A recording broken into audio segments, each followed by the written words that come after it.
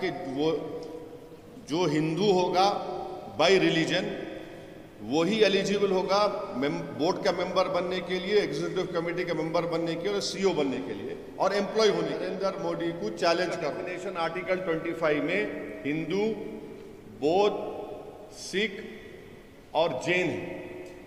यहां पे क्या बोल रहे, सिर्फ हिंदू रहेगा, ना सिख होगा, ना बौद्ध होगा, ना आपका जैन होगा।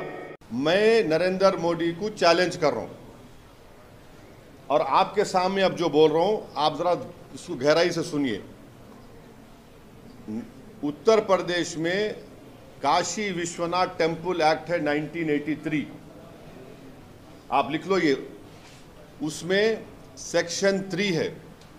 सेक्शन 3 ये बोलता है कि no person unless he is a Hindu by religion be eligible for being or continuing as a member of the board or executive committee or chief executive or as an employee।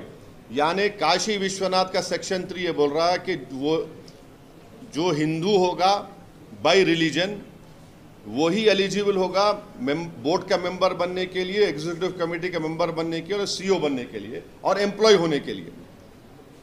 फिर आप वही Kashi Vishwanath temple act 1983 में section 6(3) देखो आप, जिसमें यह बोला गया है कि where a member of the board can not perform his duties as such by reason of the fact that is not a Hindu, the person available next below him in this behalf shall be a member of the board. यानी अगर कोई member अपनी duties को निभा नहीं सकता इसलिए कि हिंदू नहीं है तो किसी और को हिंदू को बनाया जाए।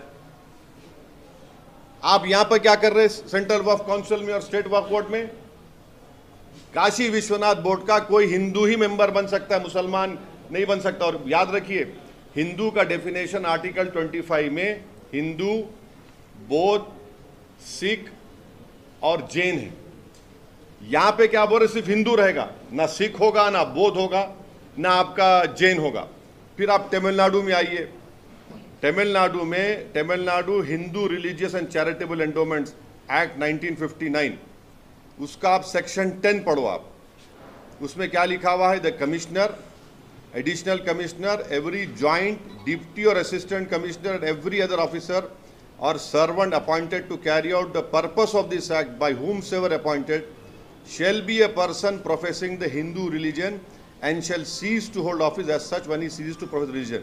यानी कमिश्नर, तमिलनाडु में कमिश्नर एंडोमेंट बोर्ड का, ज्वाइंट डिप्टी और असिस्टेंट कमिश्नर, कोई भी ऑफिसर और उनका एम्प्लॉय जो इस एक्ट में अपॉइंट होगा उसको हिंदू रिलीजन का होना चाहिए और अगर वो हिंदू रिलीजन का नहीं है तो ऑफिस में नहीं रहेगा। कौन सा सेक्शन है Tamil Nadu religious charitable endowment, section 10।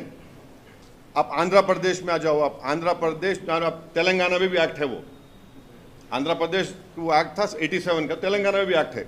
Andhra Pradesh charitable Hindu religious institution endowment act 1987, वो सेक्शन 3(2) क्या बोलता है, additional commissioner, additional commissioner, every regional joint commissioner, deputy commissioner, assistant commissioner appointed under subsection 1 exercising the powers and performing the functions aforesaid in respect of religious institution endowment shall be a person। shall, देखिए जब लफ्ज shell आता ना law में तो mandatory हो जाता।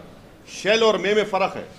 मे में माने दोनों भी हो सकते, शेल में फर्क। ये शेल वर्ड आया तो सिर्फ वही हिंदू माने वही मैंडेटरी हिंदू होना। Shall be a person professing Hindu religion and shall cease to exercise his powers and function these functions when he ceases to profess the religion। यानी आपको हिंदू होना जरूरी है, अगर आप नहीं है तो मेंबर निकलते। अब कर्नाटका में आइए आप। Karnataka Hindu religious institution and charitable endowments 1997, section 7 पढ़ो आप।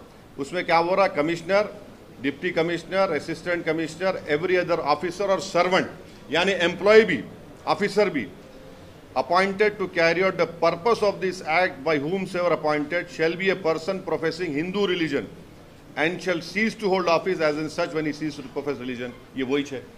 फिर आप ओडिशा को जाइए। Odisha Hindu religious endowment act 1951, उसमें सेक्शन 5 पढ़ो आप। उसमें वही लिखा हुआ है कि The state government may by notification appoint a person who professes the Hindu religion as a member of either judicial, administrative service, retired member thereof to be commissioner of endowments, and they may further appoint such number of deputy commissioner, assistant commissioner as they think fit. फिर उसमें ये बोल रहे अगर कोई Hindu religion नहीं है उसको ऑफिस सीज कर देना। हमारा क्वेश्चन ये है, मैं आपको 5-6 स्टेट्स की मिसाल दिया। अब 95 के एक्ट में जो अभी एक्ट है, इसमें क्या है, सेक्शन 9 जो वक्फ काउंसिल का है, ये पूरे के पूरे मुसलमान हैं 95 के एक्ट में। अब 2024 में गवर्नमेंट क्या बोल रही है कि 2 members under this section shall be non Muslim, माने 2 मेंबर कम से कम मस्ट है आपको नॉन मुस्लिम बनाना। ये वायलेट करता आर्टिकल 15, 25, 26, 29 कॉन्स्टिट्यूशन। डिस्क्रिमिनेशन है, ये कंप्लीट डिस्क्रिमिनेशन है। अब आप आ जाइए स्टेट वक्फ बोर्ड पे, 90 जो स्टेट वक्फ बोर्ड सेक्शन 14 है 1995, जिसमें पूरे मेंबर मुस्लिम हो सकते, पूरे मेंबर मुस्लिम होते। अब इन्हों क्या कर दिए, यहां पर क्या कर दिए, खाली 4 कर दिया स्टेट वक्फ बोर्ड में। हमारा बोलना यह है कि भाई साहब, जब काशी विश्वनाथ के एक्ट में, हाँ, फिर आपके तमिलनाडु के Hindu religious charitable endowments act 59 में, आंध्र प्रदेश के charitable Hindu institution endowment act 1987, Karnataka के Hindu religious institution charitable endowment 1997, Odisha के 1951 एक्ट में, इन सब में बोला जा रहा है कि commissioner, assistant commissioner, CO, employ तक हिंदू होना। आप क्यों हमारे पीछे पड़े हुए वक्फ बोर्ड के? अब ये बताओ, आप ये नाइंसाफी नहीं है तो क्या